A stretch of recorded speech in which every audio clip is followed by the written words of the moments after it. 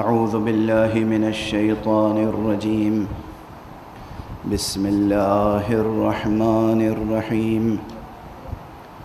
الحمد لله رب العالمين، والصلاة والسلام على أشرف الخلائق أجمعين، سيدنا وسيد الأولين والآخرين، حبيبنا وحبيب إله العالمين، إمام المرسلين وخاتم النبيين، أبي القاسم المصطفى محمد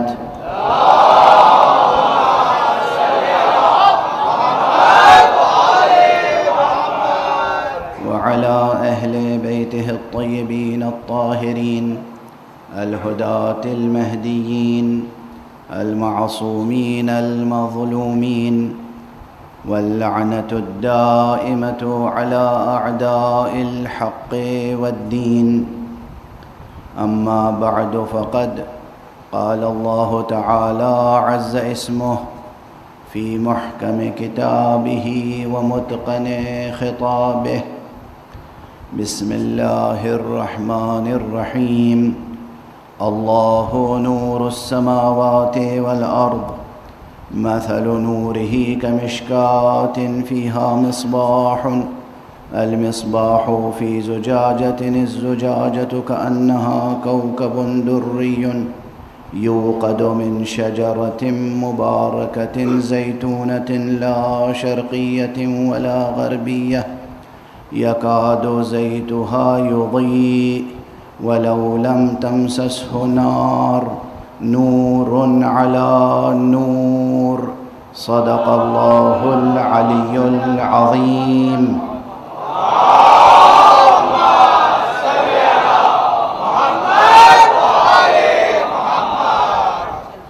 ایک مرتبہ اور بلندتر صلوات پڑھنے میں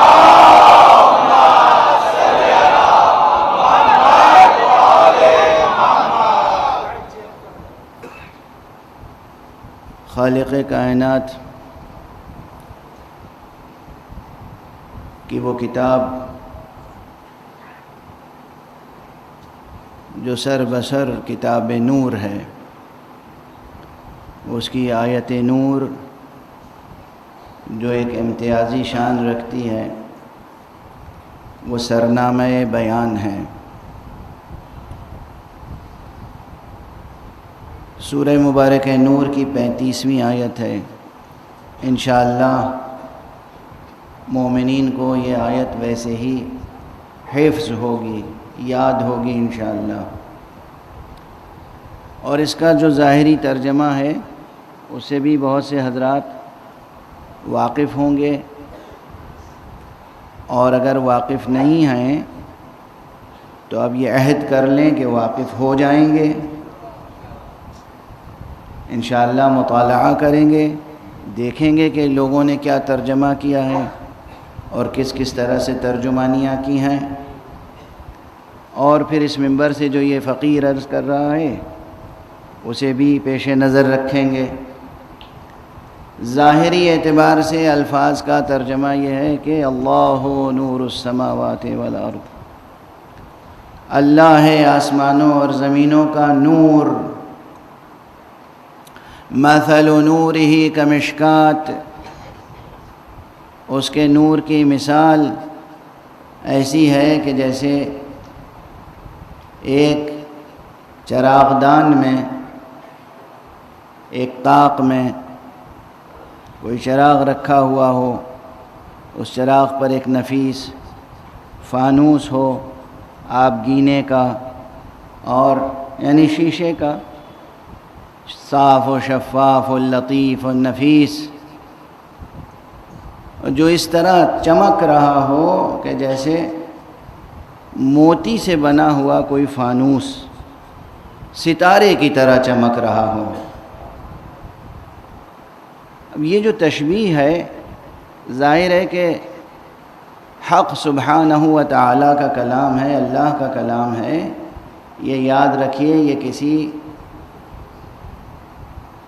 شاعر کا کلام نہیں ہے، یہ کسی خطیب کا کلام نہیں ہے، یہ کسی ادیب کا کلام نہیں ہے، یہ خالق کا کلام ہے۔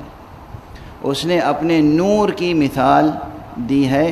یہیں پر ایک سوال قائم ہو جاتا ہے کہ اسی قرآن مجید میں جب حق سبحانہ و تعالی فرما چکا ہے کہ لیس کمثلہ شیء، اللہ کے جیسی کوئی شے ہے ہی نہیں، تو یہاں کیسے فرما رہا ہے کہ اس کے نور کی مثال ایسی ہے اور ایسی ہے اور ایسی؟ اس کے معنی یہ ہے کہ جہاں فرمایا گیا لیس کمثلہ شیء، اللہ کے جیسی کوئی شے نہیں ہے، وہاں مراد ہے ذات حق۔ واضح ہے؟ اب قرآن کی تکذیب جو بھی کرے گا وہ دائرہ اسلام و ایمان میں نہیں رہ سکتا، کوئی بھی ہو، کتنے ہی لمبے چوڑے کلمے پڑھتا ہو، کسی بھی بزم میں جاتا ہو، کسی کا بھی نام لیتا ہو، اگر خود ذات حق سبحانہ و تعالی، اللہ سبحانہ و تعالی کی ذات کا مثل کسی کو بھی قرار دے گا وہ کافر ہوگا، مشرک ہوگا، مومن نہیں ہو سکتا۔ اور اس بیان کی روشنی میں یہاں طے کرنا ہوگا کہ یہاں مراد دراصل ذات خدا کی تشبیہ نہیں ہے، نور خدا سے مراد وہ نظام ہدایت ہے جو پروردگار عالم کی طرف سے قائم کیا گیا ہے۔ کل اور پرسوں کی تقریر میں جو میں نے عرض کیا تھا کہ کلید قفل ابجد، یعنی یہ سمجھیے کہ یہ تشبیہ اور استعارے کا نظام قائم ہے، تو یہ تشبیہ کس کی دی جا رہی ہے؟ اللہ کی۔ مگر ممکن ہے اللہ کی تشبیہ؟ نہ اللہ سبحانہ و تعالی کی ذات کا کوئی شبیہ بن سکتا ہے۔ توحید کے جتنے بھی مراتب ہیں، توحید ذات، توحید صفات، توحید اسماء، توحید افعال، نہ کوئی اللہ کی ذات جیسی کوئی ذات ہے اور نہ اس کے صفات اور افعال کے جیسے کسی اور کے صفات اور افعال ہیں۔ یہ ذہن عالی میں رہے۔ اللہ کے مثل اگر آپ نے کسی کو قرار دیا تو قرآن کی تکذیب ہے، نعوذ باللہ خود قرآن کو جھٹلا رہے ہیں آپ۔ اللہ بے مثل ہے، بے نظیر ہے، کوئی اس کی شبیہ نہیں ہے۔ واضح ہے؟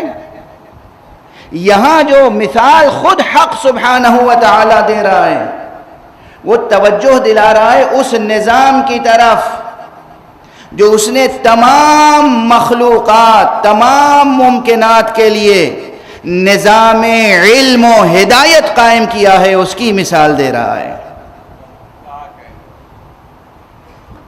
اللہ نور السماوات والارض، اللہ آسمانوں اور زمینوں کا نور ہے، یعنی اللہ آسمانوں اور زمینوں کو روشن کرنے والا ہے۔ کس چیز سے روشن کرنے والا ہے؟ علم سے، ہدایت سے، برہان سے، عرفان سے۔ ہمارے اور آپ کے قلوب کو، ہمارے اور آپ کے اذہان کو کس چیز سے پروردگار عالم منور فرمائے گا؟ اور منور فرماتا ہے جو نور بخشتا ہے پروردگار آپ کو ہر شخص کو۔ یہ یاد رکھیے گا، کوئی ایک فرد بشر بھی روئے زمین پر ایسا نہیں ہو سکتا جس کی حجت خدا پر قائم ہو جائے کہ وہ کہہ سکے ہم تک نور ہدایت نہیں پہنچا، ہم تک تیرا تعارف نہیں پہنچا، ہم تک تیری حجت نہیں پہنچی۔ یہ ممکن نہیں ہے، یہ ممکن نہیں ہے کہ کسی کی حجت خدا بند قدوس پر قائم ہو جائے۔ اللہ کی حجت ہر مخلوق پر قائم ہے اور قیامت تک قائم ہوتی رہے گی۔ یہاں یہی بات یاد رکھیے کہ جو تہ در تہ تشبیہ ہے، استعارہ ہے، جو سملی ہے، جو میٹافر ہے، یہ میٹافوریکل ایکسپریشن اس نظام علم و ہدایت کے لیے ہے جو نظام علم و ہدایت اللہ سبحانہ و تعالی نے اپنے مخلوقات کو ہدایت فرمانے کے لیے قائم کیا ہے۔ اور اللہ کس ذریعے سے ہدایت فرماتا ہے؟ ہر وہ فرد جو خدا کی طرف سے نظام ہدایت الہیہ کا حصہ بن جائے اس کی حقیقت نوری ہوتی ہے، چاہے محمد مصطفیٰ صلی اللہ علیہ وآلہ وسلم،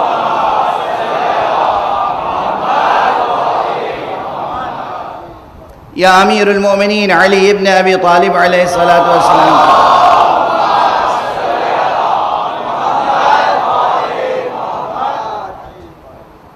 یا حضرت زہرا سلام اللہ علیہا کا،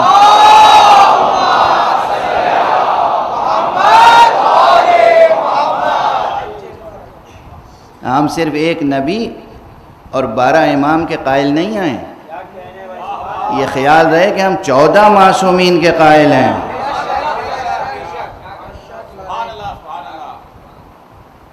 ہم صرف حضرت خاتم النبیین صلی اللہ علیہ وآلہ وسلم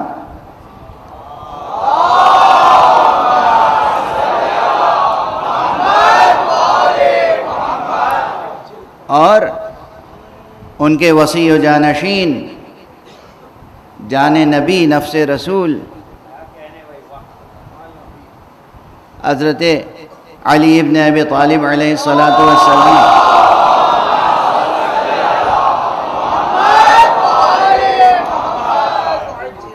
کی ذات گرامی سے لے کر اور ان کے دونوں فرزند حضرت امام حسن مجتبی علیہ السلام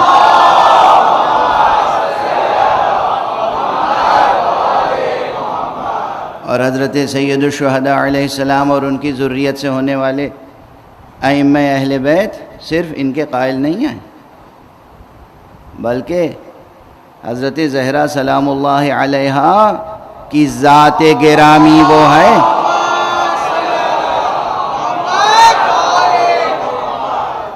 میرا جی چاہتا ہے کہ ایک مرتبہ اور سب لوگ ہم آہنگ ہو کر مل کر ایک بلند صلوات پڑھیں۔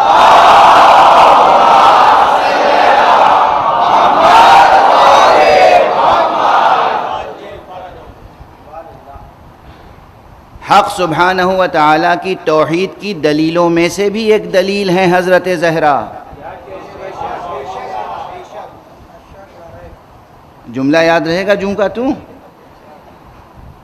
اللہ کی وحدانیت پر قائم ہونے والی جو بڑی بڑی دلیلیں ہیں ان میں سے ایک حضرت زہرا ہیں۔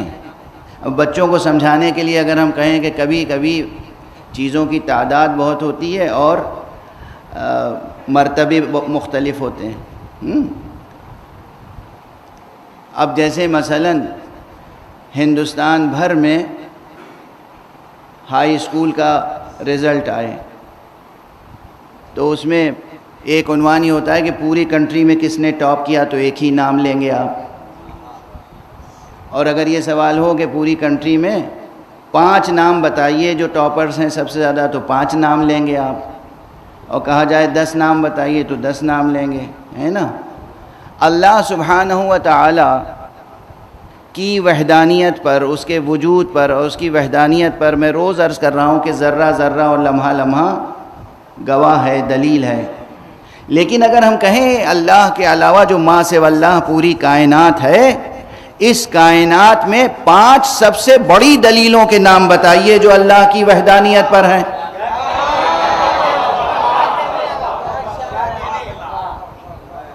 اللہ کی وحدانیت پر ہر ذرہ گواہ ہے، اللہ کی وحدانیت پر ہر لمحہ گواہ ہے، اللہ کی وحدانیت پر اس کی ہر مخلوق گواہ ہے، اپنی زبان حال سے ہر ذرہ کلمہ لا الہ الا اللہ پڑھتا ہے، قرآن میں آیت موجود ہے کہ ہر ذرہ ہر شے اس کی تسبیح کرتی ہے، اس کی تحمید کرتی ہے۔ قرآن مجید کی صاف و صریح آیت ہے، اور فرما رہے ہیں آپ۔ لیکن اگر میں یہ پوچھوں کہ اس پوری کائنات میں 5 سب سے بڑی دلیلیں بتائیے کہ جو اللہ کی وحدانیت پر دلیلیں ہوں، 5 بڑی دلیلیں، تو کون سے نام لیں گے آپ؟ کیا آپ کو بتانا پڑے گا؟ کہاں سے یہ فہرست ملے گی؟ کہیں سے نہیں ملے گی۔ جہاں توحید اور شرک، توحید اور تثلیث کا ٹکراؤ ہوا ہو، وہاں جو تثلیث کے مقابلے میں توحید پیش کرنے گئے ہوں اور جن کے چہرے دیکھ کر تثلیث والے شکست قبول کرنے پر مجبور ہو گئے ہوں، وہ 5 نام یاد رکھیے گا۔ یعنی مباہلے میں جو گئے تھے، خدا کی قسم پوری کائنات میں وحدانیت خدا پر 5 سب سے بڑی دلیلوں کے نام ہیں: محمد، علی، فاطمہ، حسن اور حسین۔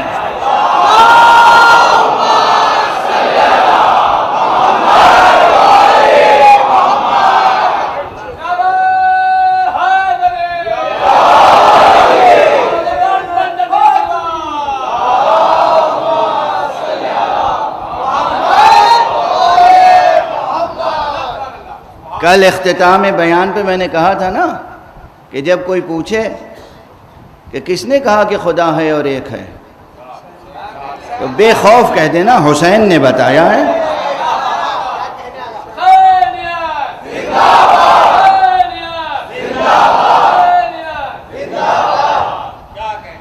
اب اگر اور پوچھے اور کون، یہ یاد رکھیے، ابھی ایک جملہ عرض کروں گا، اور وہ جملہ بہت مجھ جیسے طالب علم کے لیے تو بہت قیمتی جملہ ہے۔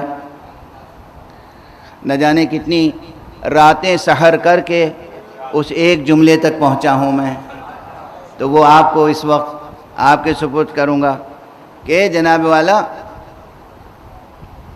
یہ 5 نام تو یاد ہو گئے نا۔ یہ کائنات میں سب سے بڑی دلیلیں ہیں اللہ کی وحدانیت کی، اللہ کے ہونے اور اللہ کے ایک ہونے کی، اللہ کے ہونے اور اس کے ایک ہونے کی۔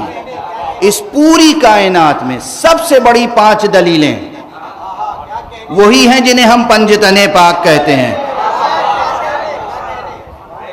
یہ وہی شخصیتیں ہیں، وہی ہستیاں ہیں کہ جو مباہلے میں گئی تھیں۔ کس لیے گئی تھیں؟ کس لیے یہ شخصیتیں گئی تھیں مباہلے میں؟ ایشو کیا تھا؟ مسئلہ کیا تھا؟ قضیہ کیا تھا؟ ڈسپیوٹ کیا تھا؟ سامنے سوال کیا تھا؟ کیا اب دست ادب جوڑ کے معذرت کر کے میں اسی طرح عرض کروں، کیا محمد ابن عبداللہ کو کوئی بادشاہت چاہیے تھی؟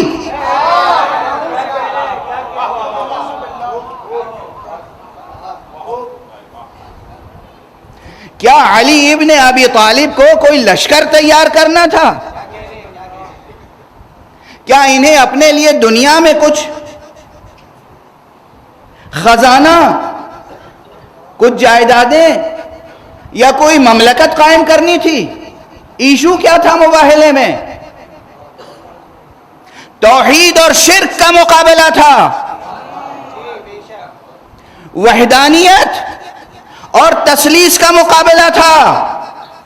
اگر اس دن وحدانیت کو فتح حاصل ہوئی تو تمام فرزندان توحید کو اس دن عید مباہلہ منانا چاہیے۔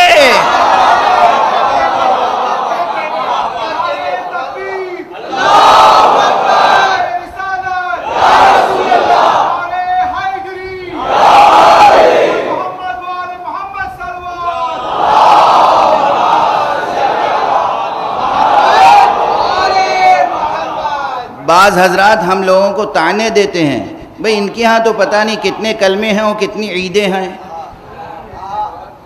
وہ لوگ تو بس 2 عیدیں جانتے ہیں، ایک عید فطر جس پہ فطرہ ملتا ہے،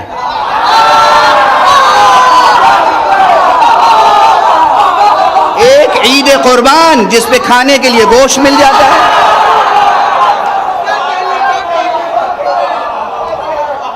بھائی یہ دونوں عیدیں ہیں, یہ دونوں مسلمانوں کی عیدیں ہیں. عید غدیر اسلام کی عید ہے, عید مباہلہ توحید کی عید ہے. صلوات پڑھنے محمد و آل محمد.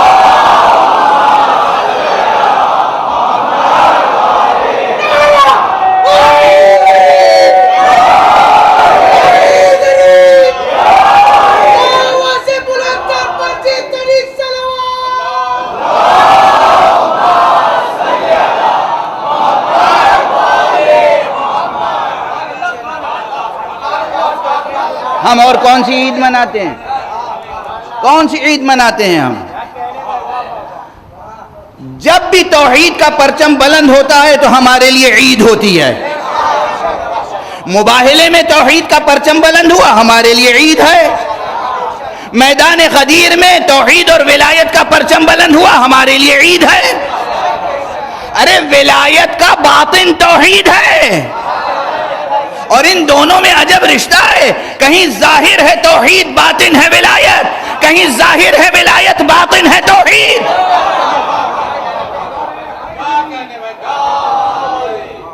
سمجھنے کی کوشش کریں.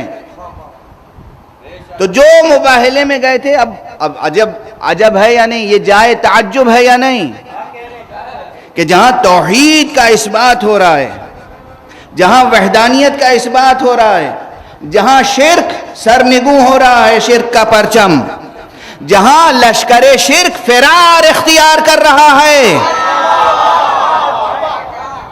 جہاں لشکر شرک پناہ مانگ رہا ہے,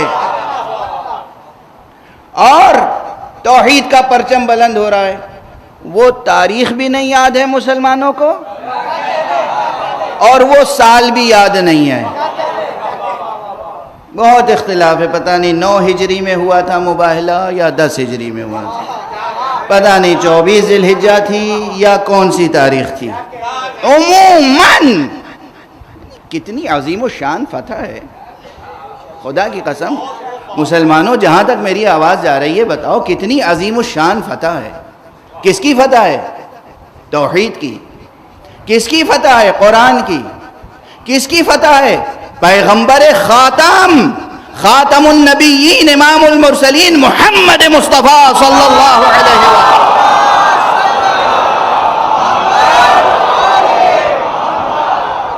اتنی عظیم الشان فتح کہ جہاں ایک قطرہ لہو نہیں ٹپکا زمین پر, اور فتح حاصل ہو گئی.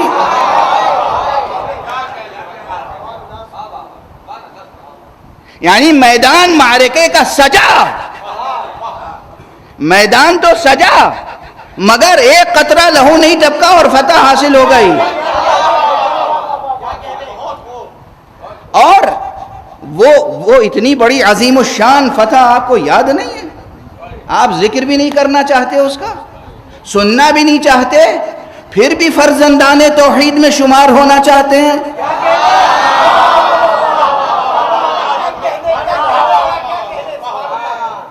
پھر بھی فرزندان توحید میں شمار ہونا چاہتے ہیں. بہرحال تو یہ یاد رکھیے گا, بہت سے حضرات کو یہ لفظ اچھا نہیں لگتا, پنجتن. یہ کیا تصور ہے, کیا کانسیپٹ ہے پنجتن کا کانسیپٹ؟ سبحان اللہ. آپ جتنے عدد بنا لیجئے وہ سیلیبریٹ کر لیجئے, اور ہم وہ عدد جو قرآن مجید نے روشناس کیا ہے. مجھ سے ایک صاحب نے پوچھا تھا, یہ درمیان میں بات آ گئی تو عرض کرتا ہوا آگے بڑھ رہا ہوں. مجھ سے پوچھا تھا کہ یہ بتائیے کہ پنجتن پاک کا تصور جو ہے, یہ کانسیپٹ, یہ ایک سوشل کانسیپٹ ہے, مسلمانوں کے ایک گروہ نے یہ کانسیپٹ ڈیولپ کر لیا ہے. میں نے کہا جناب یہ ایک سوشل کانسیپٹ نہیں ہے. جب تک قرآن مجید میں 2 آیتیں موجود ہیں, آیت تطہیر اور آیت مباہلہ, اس وقت تک پنجتن کا تصور نہ رد کر سکتے ہیں, نہ اس ناموں کو تبدیل کر سکتے ہیں, نہ اس فہرست کو نہیں بدل سکتے, ان ناموں کی ترتیب کو نہیں بدل سکتے. ان ناموں کی ترتیب کو نہیں بدل سکتے. تو بہرحال یہ 5 ہستیاں وہ ہیں کہ جو سب سے بڑی دلیلیں ہیں کس پر؟ خدا کے ہونے اور اس کے ایک ہونے پر. ٹھیک ہے نا؟ جو خود اس کے ایک ہونے پہ دلیلیں ہیں انہی کا نام لے کر ان کو اس کا شریک بنانے کی کوشش نہ کیجیے. ایک صلوات پڑھ دیجئے محمد وآلہ.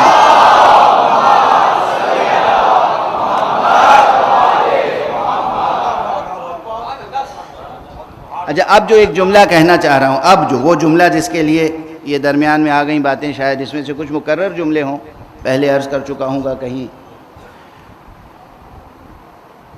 ان 5 دلیلوں پر یا دلیل حضرت امام حسین علیہ السلام پر میں کس لیے اس قدر تاکید کر رہا ہوں؟ اصل یہ تو حقیقت ہے، میں صرف توجہ دلا رہا ہوں. یہ کوئی نظریہ میں نہیں پیش کر رہا ہوں اپنی طرف سے، یہ تصور کوئی نیا نہیں پیش کر رہا ہوں. آپ مجھے داد نہ دیجئے، آپ غور کیجئے کہ میں صرف اس پہ تاکید کر رہا ہوں. کیوں؟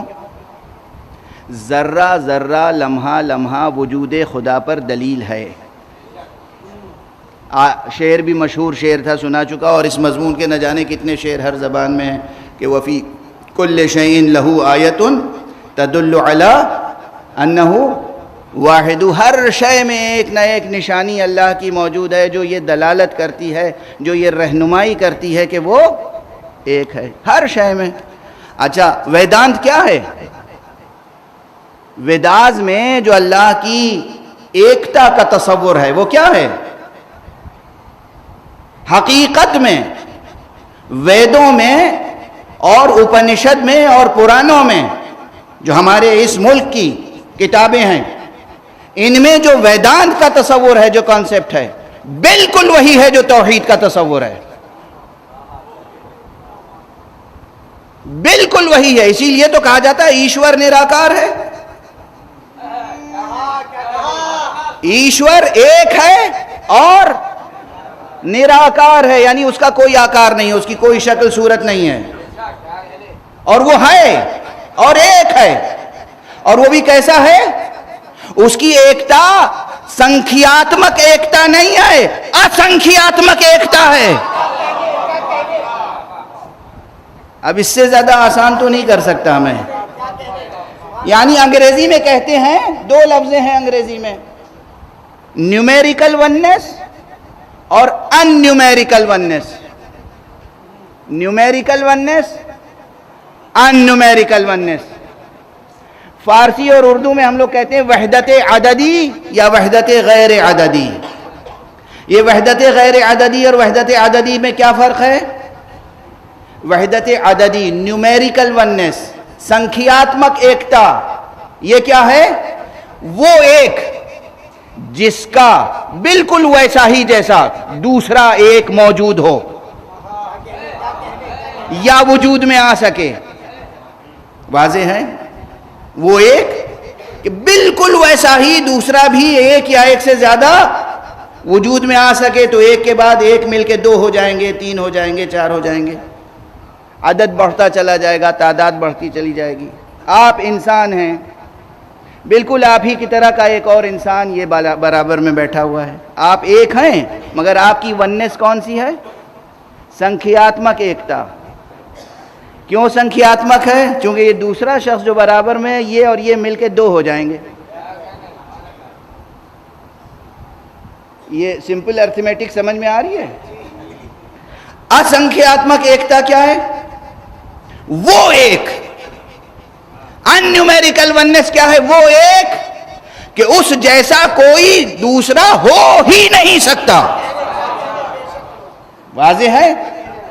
ان نیومیریکل وننس، وحدت غیر عددی، اسنکھیاتمک ایکتا. تو یہ وہ توحید ہے جو خود پران میں موجود ہے، جو خود اپنشد میں موجود ہے، جو خود ویداز میں موجود ہے، اور وہی ایکتا کا تصور قرآن میں موجود ہے. تو اللہ کے ایک ہونے پر کلمہ لا الہ الا اللہ کہنے پر زیب نہیں دیتا کہ قرآن والے قرآن والوں سے ٹکرائیں.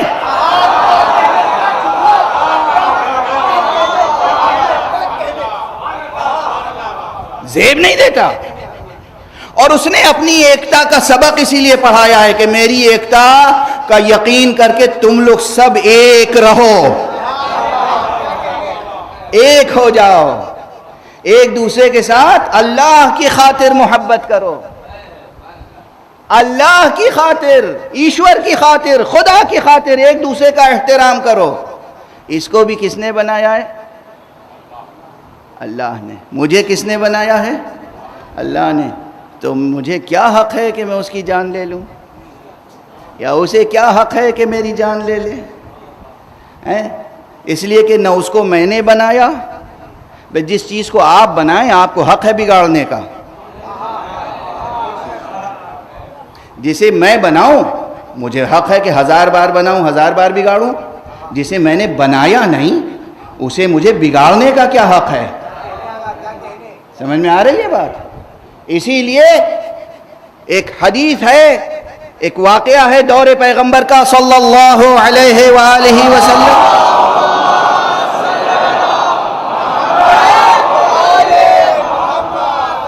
اسے عرض کرتا ہوا آگے بڑھ جاؤں، کوئی شخص آیا، پکڑ کے لایا گیا اور حضور کے سامنے پیش کیا گیا. کہا کیا ہے اس کا جرم؟ کہا اس نے بے خطا بے قصور غیر قانونی طور پر، غیر شرعی طور پر ایک شخص کو قتل کر دیا.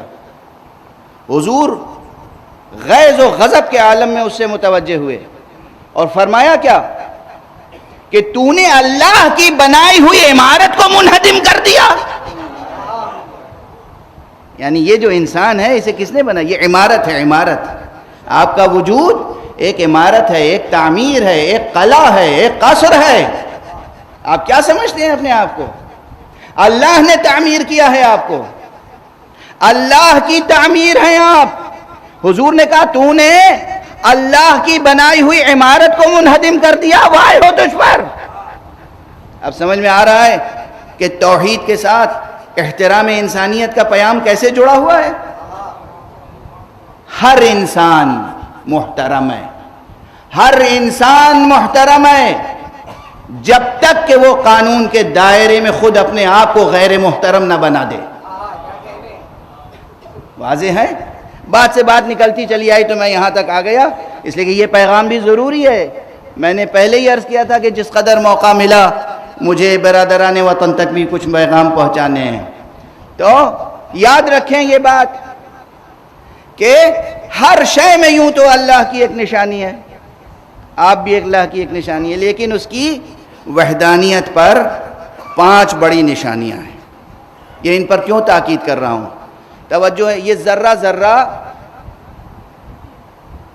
اللہ کی وحدانیت پر دلیل ہے نا، مگر لوگ روندتے ہوئے گزرتے ہیں ذروں کو اور اللہ کا کلمہ نہیں پڑھتے. شرک نہیں دور ہوتا، کفر نہیں مٹتا، الحاد باقی رہتا ہے. اشجار کے سائے میں بیٹھتے ہیں، ہر شجر کی ہر شاخ، ہر کلی، ہر گل کی ہر پنکھڑی اللہ کی وحدانیت پر دلیل دیتی رہتی ہے، مگر نہیں ماننے والے نہیں مانتے. اس سے بڑھ کر آگے چلوں، دست ادب جوڑ کے عرض کر رہا ہوں. قرآن مجید لوگ پڑھتے ہیں مگر تسلیم نہیں کرتے. مگر یہ جو 5 ہستیاں ہیں نا، میں پوری ذمہ داری سے عرض کر رہا ہوں، احادیث کے ذخیرے کو دیکھ لیجئے، تاریخ کے ذخیروں کو دیکھ لیجئے. ممکن نہیں ہے کہ کوئی واقعاً وجود مبارک و مقدس مصطفیٰ کے سامنے آئے اور پھر توحید کو قبول نہ کرے یا اپنی شکست قبول نہ کرے.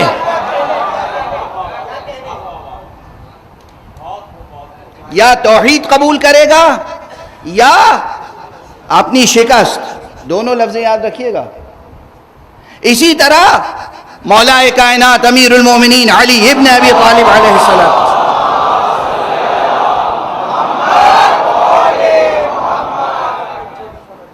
کوئی بھی ممکن نہیں ہے کہ منبر توحید پر امیر المومنین جیسا خطیب موجود ہو اور وہ آئے اور خطبہ علی سن کے اس کے دل و دماغ سے کفر و شرک کی تاریکیاں مٹ نہ جائیں.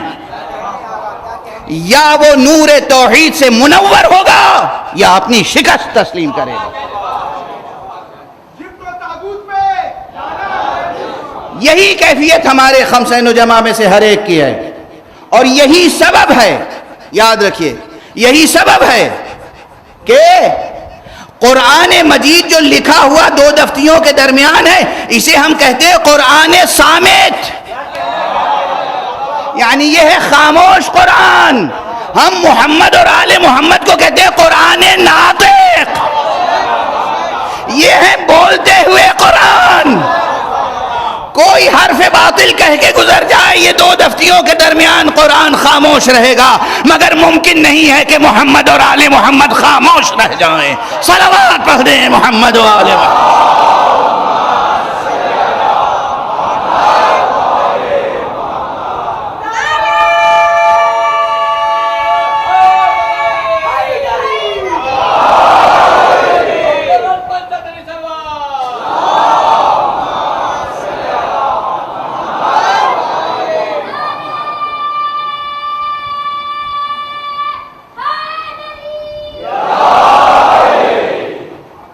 یہ وہ خاص طور چہاردہ معصومین، اور ان چہاردہ معصومین میں سے یہ پنجتن پاک، یہ وہ خاص ہستیاں ہیں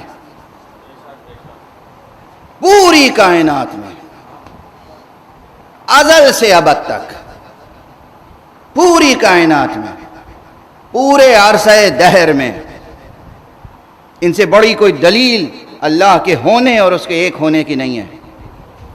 تو پھر آپ کو زیب نہیں دیتا کہ انہی کا نام لے کر مشرکانہ باتیں کریں. بات کو ذرا ایک قدم اور آگے بڑھاؤں، اور وہ یہ کہ یہ توحید پر جو اتنا زور ہے، کلمے پر اتنا زور ہے، کس لیے؟ کل بات آ گئی تھی، بلکہ پہلے بھی آئی تھی.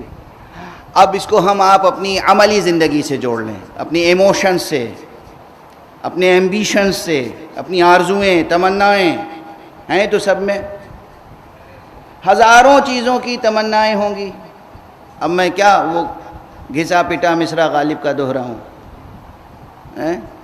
ایک ایک تمنا اور ایک ایک آرزو پر جان دینے کے لیے ہر شخص تیار ہے، مگر جتنی چیزوں کی آپ کو تمنا ہے، آرزو ہے، خواہش ہے یا ہوس ہے، ہرس ہے، جو بھی ہے، اس میں سب سے بڑی دو چیزیں کیا ہیں؟ سب سے بڑی دو چیزیں، سب سے بڑی دو چیزیں آپ سوچئے گا. میں سوچا سمجھا جملہ سنا دیتا ہوں آپ کو. دو چیزیں ہیں. ایک تو اگر واقعی انسان ہے، اگر انسانیت کے درجے سے گر نہیں گیا ہے، اگر انسان ہے، انسانیت کے درجے سے گر نہیں گیا ہے، تو اسے دو چیزیں سب سے زیادہ عزیز ہوتی ہیں. عزیز، دل سے عزیز، اسی کی خواہش ہوتی ہے. سب سے پہلی چیز ہے عزت. صحیح عرض کر رہا ہوں؟ سب سے زیادہ انسان کو کیا چاہیے؟ عزت، آبرو، غرور نہیں، تکبر نہیں، جاہ و جلال نہیں، مگر عزت چاہیے. یہ عزت وہ ہے جو ہر ایک کو چاہیے. باپ یہ چاہتا ہے کہ اس کی عزت اس کے بچوں کی نگاہوں میں نظر آئے، بچے بھی یہ چاہتے ہیں کہ بچوں کی عزت باپ کی نگاہوں میں نظر آئے. سمجھ رہے ہیں آپ؟ اپنے بچوں کو حقیر نگاہ سے نہیں دیکھنا چاہیے. گناہ ہے، گناہ ہے، گناہ. رسول پاک نے فرمایا ہے اکرموا اولادکم، اپنے اولاد کا اکرام کرو، احترام کرو، عزت دو انہیں. اکرموا، اکرام کرو، عزت کرو، بچوں کی عزت کرو. باپ پر لازم ہے کہ اپنے بچے کی عزت کرے. باپ ہی عزت نہیں کرے گا تو عزت کا شعور بچے میں پیدا کیسے ہوگا؟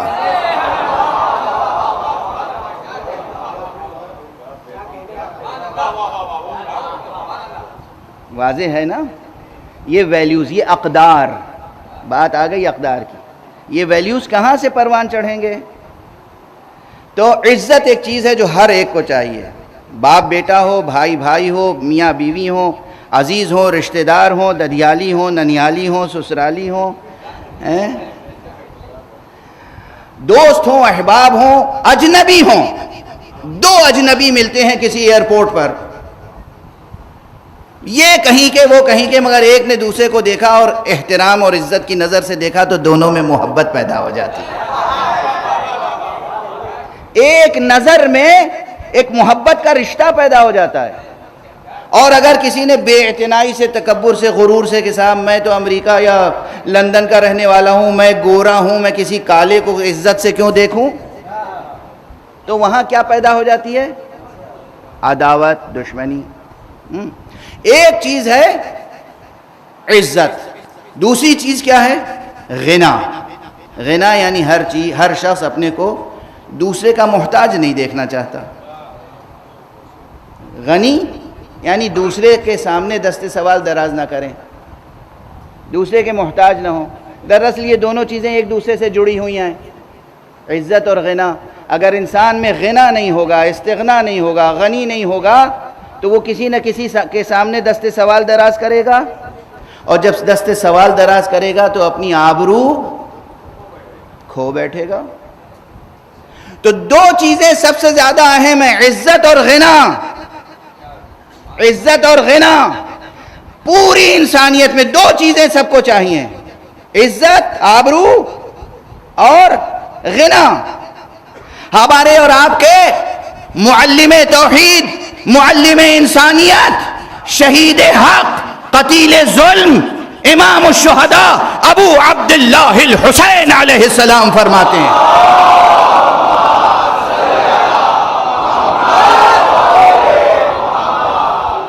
کیا فرماتے ہیں؟ فرماتے ہیں کہ ان العز والغنا خرجا یجولان۔ عزت، اب تمثیلی انداز میں تعلیم کا یہی طریقہ ہوتا ہے کہ عزت اور غنا یہ دونوں نکلے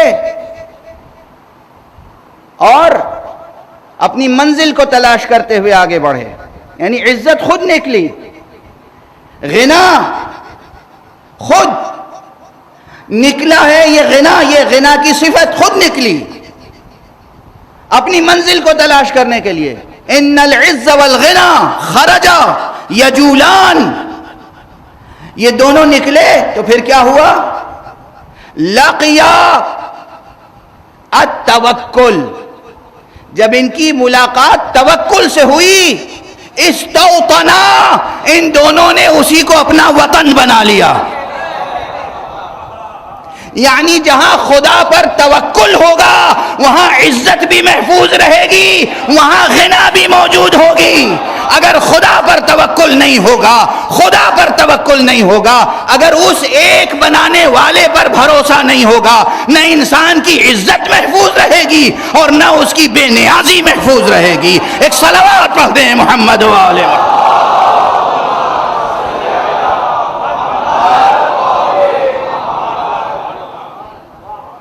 اب سمجھ میں آئی بات کہ توحید کا کس لیے پیغام اتنا بار بار دیا گیا؟ توحید، توحید، توحید، لا الہ الا اللہ، لا الہ الا اللہ، لا الہ الا اللہ۔ آدم سے لے کر خاتم تک، اور خاتم کے بعد اس وصی و جانشین پیغمبر سے لے کر اور قائم آل محمد تک،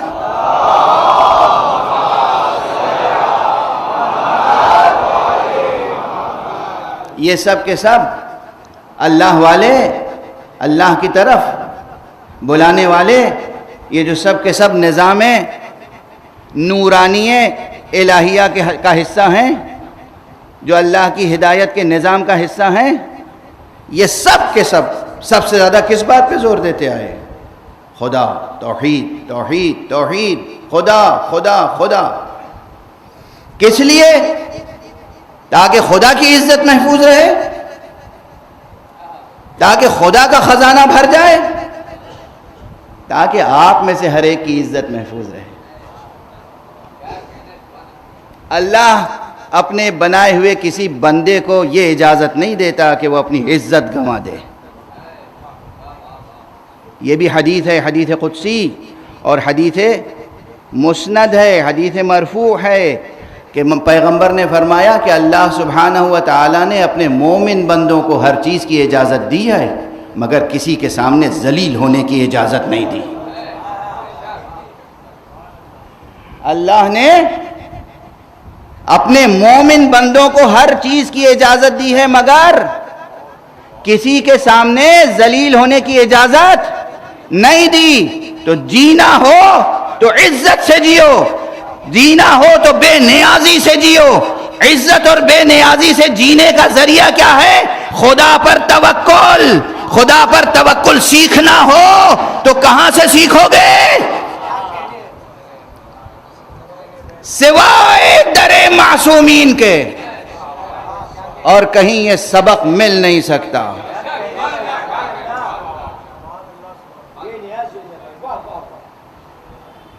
اب جڑ گئی نا بات زندگی سے، روزمرہ کی زندگی سے۔ جب تک ہماری اور آپ کی روزمرہ زندگی سے بات مربوط نہ ہو، جڑے نہیں، اس وقت تک مولا خود اپنے ذکر سے راضی نہیں ہوں گے۔ پوچھیں گے تم نے ادھورا پیغام پہنچایا، تم نے ہمارا نام تو سنا دیا، یہ تو بتایا ہی نہیں ہمارے چاہنے والوں کو کہ ہمارا نام لینے سے ان کا بھلا کیا ہوگا۔ جو ہیں مومن عارف، وہ مومن ہیں، عارف ہیں، جانتے ہیں، لیکن کتنے ہیں روئے ارض پر، کتنے ہیں روئے زمین پر جو نہیں جانتے؟ تو انہیں بتانا ہوگا۔ ہاں ودن بریکٹ وقت تیزی سے گزر رہا ہے، لیکن بہرحال یہ جملہ بھی کہہ دوں آپ کی ذہانتوں میں بھروسہ کر کے۔ توکل کا لفظ جب ہم استعمال کرتے ہیں تو لوگ سمجھتے ہیں کہ توکل کے معنی ہے کہ بس اللہ کا کلمہ پڑھا، اشہد ان لا الہ الا اللہ، اشہد ان محمد رسول اللہ صلی اللہ علیہ وآلہ وسلم۔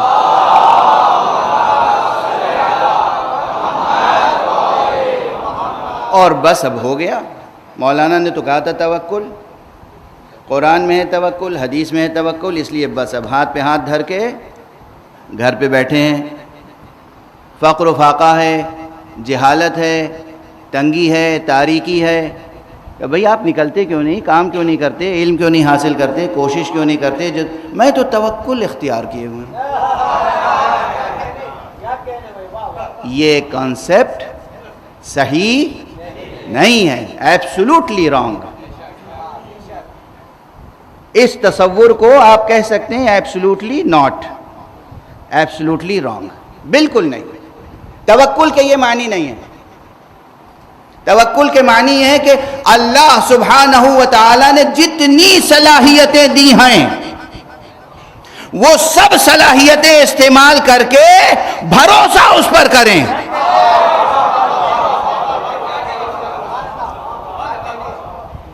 اور اس کی عام مثال، وہ مثال کسانوں پر پوری دنیا میں ظلم ہوتا ہے، ہمیشہ ہوا ہے۔ کسانوں پر، مزدوروں پر، یہ جو نچلا طبقہ سمجھا جاتا ہے، حالانکہ جو لوگ اپنے کو اوپر کا طبقہ سمجھتے ہیں وہ یہ نہیں جانتے کہ اگر کسی عرش میں پائے لگے ہوئے نہ ہوں تو عرش ٹھہرے گا کہاں؟ کسی کرسی کے پائے نہ ہوں تو وہ کرسی بلند کیسے ہوگی؟ تو یہ مزدور، یہ محنت کش، یہ کھیتوں میں زراعت کرنے والے، کھیتی کرنے والے کسان، اگر یہ ختم ہو گئے دنیا سے تو آج جس بلند کرسی پر یا جس اونچے عرش پر آپ بیٹھے ہوئے ہیں اس کا وجود ہی ختم ہو جائے گا۔ بہرحال زیادہ دیر تک گفتگو نہیں کر سکتا، اور اس منبر کی خصوصیت یہ ہوتی ہے کہ جو لوگ گھنٹوں بھاشن دیتے ہیں، تقریریں کرتے ہیں گھنٹوں، وہ اس منبر سے نکلنے والے چند لفظوں میں باتیں ادا ہو جاتی ہیں، چند لفظوں میں میسج کنوے ہو جاتا ہے۔ یہ اس معجزہ اس منبر کا، اس فقیر کا نہیں، اس طالب علم کا نہیں، اس منبر کا یہ معجزہ ہے۔ بہرحال تو کسان کی محنت کل کیا ہوتی ہے؟ اس کی جتنی صلاحیت ہے، بازوؤں میں صلاحیت ہے، زمین ہے سامنے، پانی کی نہر ہے، بیج ہیں، زمین کو اس نے تیار کیا، اس میں بیج ڈال دیا، پانی کی سینچائی کر دی، جو کچھ آپ کو کرنا تھا کر دیا، اب اس کے بعد کیا کرتا ہے کسان؟ چاہے جانتا ہو لفظ توکل یا نہ جانتا ہو، اب وہ توکل کر رہا ہے۔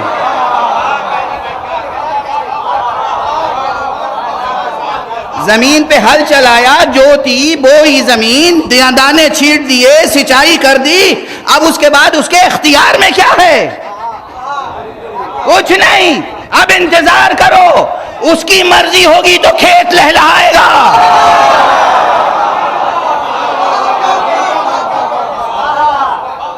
اس کی مرضی نہیں ہوگی تو کھیت نہیں لہلہا سکتا۔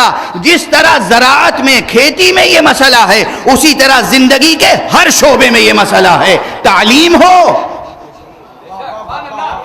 بزنس ہو، نوکری ہو، زندگی کا کوئی بھی شعبہ ہو، اللہ سبحانہ و تعالی نے جو بھی صلاحیت دی ہے وہ صلاحیت پوری کی پوری استعمال کرو، استعمال کرنے کے بعد اس پر بھروسہ کرو، اور اس نے وعدہ کیا ہے کہ ہم کسی کی کوشش کو رائیگاں نہیں کرتے۔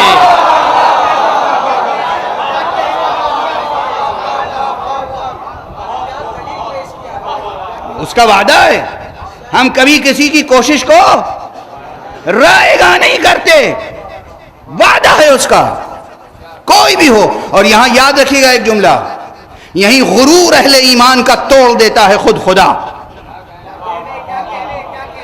دیکھو تو ہمارا خدا کیسا عادل ہے، کیسا انصاف والا ہے، کیسا منصف ہے۔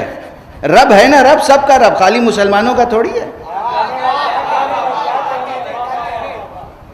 کسی ایک سیکٹ کا تھوڑی ہے، کسی ایک نسل کا تھوڑی ہے۔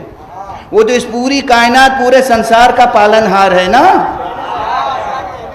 تو یہ نہیں کرتا کہ صاحب مسلمان اور مومن کوشش کرے گا تو اس کی کوشش برابر ہوگی، کوئی غیر مسلم کوشش کرے گا تو اس کی کوشش برابر نہیں ہوگی۔ نہیں، جو بھی کوشش کرے گا اللہ کسی کی کوشش برباد نہیں کرتا۔ یہ درس توحید لے کے جاؤ در حسین سے، مگر یہ کہ اس کی مرضی اور مشیت میں آ چکا ہو، کوئی شخص گناہ کرتے کرتے، سرکشی کرتے کرتے، ظلم کرتے کرتے اتنا آگے بڑھ چکا ہو کہ خدا کی پھر مصلحت ہو کہ جنت شداد کو برباد کرے، وہ ایک الگ مسئلہ ہے۔ بات سے بات نکلتی چلی جا رہی ہے، گفتگو آگے بڑھتی چلی جا رہی ہے۔ دامن بیان کو سمیٹ دوں صرف 2 اشاروں میں، تاکہ وقت کی محدودیت کے ساتھ آج آپ کے حصے میں جو آنسو ہیں وہ نظر کر سکیں۔ میں نے بار بار کہا نا آج کہ اس کائنات میں اللہ کی وحدانیت پر 5 بڑی دلیلیں ہیں، مگر ہماری زبان پر، میں بھی شامل ہوں، خدا کی قسم ہماری زبان پر سب سے زیادہ حسین کا نام کیوں آتا ہے؟ اب اس پر بس 2 اشارے۔ ایک روایت میری نظر سے گزری، اور وہ روایت یہ ہے کہ ایک مرتبہ رسول پاک کے بہت عظیم الشان صحابی، چاہنے والے صحابی، جن صحابی کی صحابیت میں ان کے بلند و بالا مرتبے میں کسی کو شبہ نہیں ہے، وہ ایک مرتبہ حضور کے پاس آئے، جناب سلمان فارسی۔ سلمان فارسی تو مشہور ہو گئے ہیں، لیکن معلوم ہے ان کو کس لقب سے پکارنا چاہیے؟ سلمان محمدی۔ کسی نے پوچھا سلمان تمہارے بابا کا نام کیا تھا؟ تو رسول نے سلمان سے پہلے کہا تم سمجھو کہ سلمان ابن اسلام، سلمان ابن اسلام، سلمان فرزند اسلام، سلمان محمدی۔ رسول کے پاس آئے اور کہا یا رسول اللہ، میں اپنے دل کی ایک کیفیت بیان کرنا چاہتا ہوں، اور وہ کیفیت یہ ہے کہ میں جاننا چاہتا ہوں کہ کہیں میرے ایمان میں کوئی کمی تو نہیں ہے، یہ دل کی کیفیت میں کوئی نعوذ باللہ کوئی کمزوری تو نہیں ہے؟ کہا کیا ہے سلمان؟ کہا دیکھیے آپ نے اللہ کا تعارف کرایا ہم کو، اللہ سے آپ نے پہچانوایا، اور کہا اللہ کی محبت رکھو، ہمارے دل میں اللہ کی محبت ہے سب سے زیادہ، اس کے بعد آپ کی محبت ہے یا رسول اللہ، اور اس کے بعد آپ کے نفس رسول آپ نے پہچانوایا علی کی محبت ہے، یا رسول اللہ آپ کی بیٹی زہرا کی محبت بھی ہے، آپ کے دونوں نواسوں کی محبت بھی ہے، مگر یا رسول اللہ میرے دل کی کیفیت یہ ہے کہ حسین کے لیے میرے دل میں کچھ زیادہ ہی گداز ہے، حسین کے لیے دل کی حالت بگڑ جاتی ہے، عجیب کیفیت ہوتی ہے۔ پیغمبر کی آنکھوں میں آنسو آ گئے اور فرمایا سلمان یہ تو تمہارے ایمان کے کمال کی نشانی ہے، یہ تمہارے ایمان کے کمال کی نشانی ہے، یہ کوئی کمزوری نہیں ہے، یہ ہیں حسین، یہ ہیں حسین۔ اور اب بس یہ جناب سلمان فارسی کی کیفیت تھی جو صحابی پیغمبر تھے، یہ پیغمبر کے بزرگ صحابی تھے، سن و سال کے اعتبار سے بھی بزرگ صحابی تھے۔ اس زمانے میں پیغمبر کا ایک ننھا سا صحابی تھا، پیغمبر کا ننھا سا صحابی، نوخیز نوجوان، وہ بھی اس کی عجیب ادا تھی، رسول کو دیکھتا تھا، سب کو دیکھتا تھا، اپنے بابا کے ساتھ آتا تھا مسجد میں، گھر جاتا تھا، مگر جب آقا حسین کو دیکھتا تھا تو آقا حسین کے پاؤں کے نیچے سے مٹی اٹھا اٹھا کے سر پہ ڈالتا تھا۔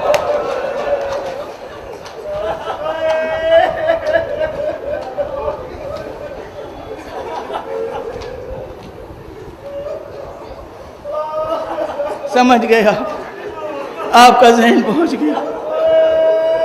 رسول کے ایک صحابی تھے مظاہر، مظاہر کا ایک بیٹا تھا حبیب، حبیب کی عادت تھی کہ حسین کے پیچھے پیچھے چلتے تھے، اور حسین جب قدم اٹھاتے تھے تو حسین کے قدموں کے نیچے کی خاک اٹھا کے سر پہ رکھتے تھے، کبھی پیشانی پہ مل لیتے تھے، سونگھتے تھے جیسے کوئی خوشبو محسوس کر رہے ہوں۔ کیا عشق تھا حسین سے، کیا محبت تھی حسین سے۔ بس عزیزان گرامی، آج کی مجلس تمام ہو گئی، آپ کی آنکھوں میں آنسو آ گئے، آپ کی آوازیں بلند ہو گئیں۔ آج چھٹی مجلس ہے، اور آج عموماً ہم آقا حسین کو، یہ تو پورا محرم حضرت زہرا کو حسین کا پرسہ دینے کے لیے ہے، مگر آج ہم حسین کو حبیب کا پرسہ دیتے ہیں۔ کیا محبت ہے، کیا عشق ہے، کیا اعتماد ہے، کیا اعتماد ہے، کیا رشتہ اور رابطہ ہے، اور کیا مرتبہ ہے کہ حبیب کو امام حسین نے جب خط لکھا ہے تو کیا لقب لکھا؟ من الحسین ابن علی الى الرجل الفقیہ حبیب ابن مظاہر۔ حسین ابن علی کی طرف سے یہ خط ہے ایک مرد فقیہ کے نام۔ لفظ فقیہ سے کانوں کو مانوس رکھیے، لفظ فقیہ سے کانوں کو مانوس رکھیے، طبیعتوں کو مانوس رکھیے، دلوں میں لفظ فقیہ کی عزت و حرمت کا لحاظ رکھیے۔ حسین حبیب کو لکھ رہے ہیں الى الرجل الفقیہ۔ آپ تمام یہ تذکرے سنتے رہتے ہیں، اب دامن وقت میں بالکل گنجائش نہیں ہے، لیکن حق مجلس ادا کرنے کے لیے، آقا حسین کو پرسہ دینے کے لیے چند جملے اور عرض کروں گا۔ یہ در اہل بیت کی خاک اٹھا کر سونگھنا، بوسہ دینا، سر پہ ڈالنا، یہ بچپن ہی کا وتیرہ نہیں تھا حضرت حبیب ابن مظاہر کا۔ یہ روایت میں نے اپنی آنکھوں سے پڑھی ہے کہ جب روز عاشورہ حبیب کربلا پہنچے تو پہلے تو آقا حسین نے حضرت عباس سے، حضرت علی اکبر سے کہا جاؤ بڑھو میرا حبیب آ رہا ہے، ذرا استقبال کرو۔ حبیب پہنچ گئے آقا کی خدمت میں، ابھی بیٹھے ہی تھے، ابھی عرض ادب کیا ہی تھا، ابھی دست بوسی ہوئی تھی کہ ایک مرتبہ ایک کنیز خیمے سے نکل کے آئی اور کہا حبیب تمہیں زینب نے سلام۔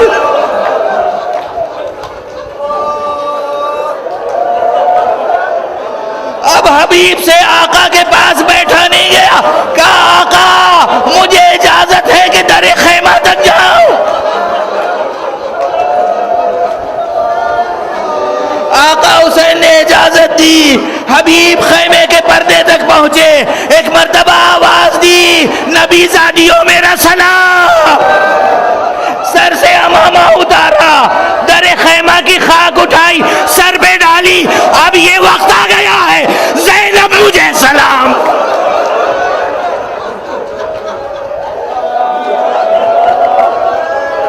اجرکم علی اللہ, اجرکم علی اللہ. ارے حبیب کے مصائب بھی بڑے قیامت کے مصائب ہیں. بعض روایتوں میں ہے حبیب آقا حسین سے تقریباً 10 برس بڑے تھے, بعض روایتوں میں, بعض روایتوں میں اس سے بھی زیادہ ہے, یعنی عمر میں, سن و سال میں. بعض روایتوں میں 75 برس کی عمر تھی جناب حبیب کی, اور اس سن و سال میں حبیب نے کربلا میں جو جہاد کیا ہے. اب وقت نہیں ہے, بالکل وقت نہیں ہے کہ میں تفصیل عرض کروں, بالکل وقت نہیں ہے کہ تفصیل عرض کر سکوں. وقت بھی ختم ہوا اور میری آواز بھی, میرے سینے کی طاقت بھی آج جواب دے رہی ہے, مگر بس ایک منظر کی طرف اشارہ کرنا چاہتا ہوں. حبیب کربلا میں شہید ہو گئے. جس طرح تمام اصحاب حسینی کا سر قلم کیا گیا, حبیب کا بھی سر قلم کیا گیا. حبیب کا سر قلم کر کے ایک شقی نے, جو حبیب کا قاتل تھا, یہ بے ادبی کی, یہ گستاخی کی, حبیب کا کٹا ہوا سر اپنے گھوڑے کی گردن میں باندھ دیا. اور 11 محرم کو جب کربلا سے اسیران حرام کوفے لے جائے گئے تو ان کے ساتھ ساتھ یہ شقی بھی تھا جس کے گھوڑے کی گردن میں حبیب کا سر آویزاں تھا. اور اس بھیڑ میں, اس مجمع میں, وہاں حبیب کا ایک بیٹا کھڑا ہوا تھا جس کا نام تھا قاسم ابن حبیب. بیٹے نے ایک مرتبہ دیکھا بابا کا سر گھوڑے کی گردن میں آویزاں ہے, پیچھے پیچھے چلنا شروع کیا, آنسو پوچھ رہا ہے, پیچھے پیچھے چلا جا رہا ہے. ایک مرتبہ اس سے کہا کہ اے شخص میری ایک التماس ہے, میری ایک درخواست ہے. کہا کہو کیا کہنا چاہتے ہو؟ کہا یہ جو سر ہے نا, یہ میرے بابا کا سر ہے, یہ میرے بابا کا سر ہے, کیا اسے تھوڑی دیر کے لیے مجھے دے سکتا ہے یا مجھے عطا کر سکتا ہے کہ میں اس سر کو دفن کروں؟ اس شقی نے جواب دیا یہ میرے اختیار میں نہیں ہے, حاکم کی طرف سے یہ مجھے اجازت نہیں ہے. بچہ بہت تڑپا اور اس کے بعد اس مجمع سے چلا گیا. بعد میں جب موقع ملا تو اس نے انتقام لیا ہے, لیکن اس وقت وہ بچہ چلا گیا. کیوں؟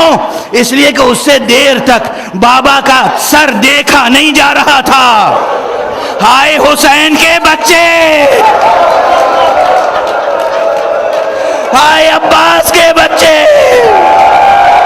کربلا سے کوفہ, کوفے سے شام تک, سامنے نوکے نیزہ پر حسین کا کٹا ہوا سر, اور مسلسل بچے دیکھ رہے ہیں, گریہ کر رہے ہیں, ماتم کر رہے ہیں, اور یتیمی کا لباس پہنے.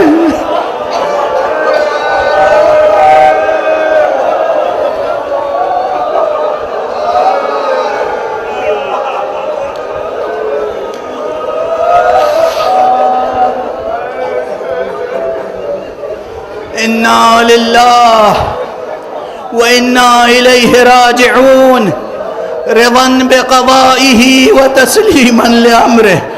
پروردگار ہمیں علوم قرآن اور معارف اہل بیت سے آشنا فرما. معبود پروردگار ملت اسلامیہ کو تہذیب محمد و آل محمد کے سانچے میں ڈھال دے. پروردگار معبود پوری انسانیت میں امن اور عافیت کی نعمتیں عطا فرما. جہاں جہاں بھی انسان بے چینیوں کا شکار ہیں, انسان بے امنیوں کا شکار ہیں, انسان جہالت اور غربت کا شکار ہیں, پروردگار غربت کو دور کر, جہالت کو دور کر, علم, صحت, عافیت عطا فرما. پروردگار ہمارے سروں پر ذمہ دار رہبر کا سایہ برقرار رکھ.